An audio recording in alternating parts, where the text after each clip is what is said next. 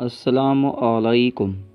ایک بار رسول اکرم صلی اللہ علیہ وسلم نے شیطان کو دیکھا کہ بہت کمزور ولاگر نظر آ رہا تھا۔ آپ صلی اللہ علیہ وسلم نے اس سے پوچھا، تیرا یہ حال کیوں ہو گیا ہے؟ شیطان نے کہا، اے رسول خدا، آپ کی امت کے 6 کاموں کے باعث پریشان ہوں۔ مجھے ان کاموں کے دیکھنے کی طاقت نہیں ہے اور میں ان کا متحمل نہیں ہوں۔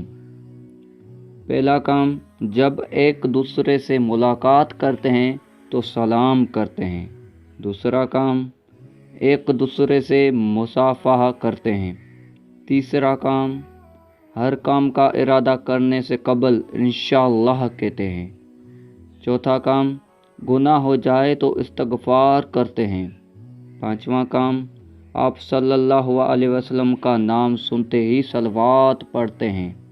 پانچواں کام اور چھواں کام، ہر کام کی ابتدا میں بسم اللہ الرحمن الرحیم کی تلاوت کرتے ہیں۔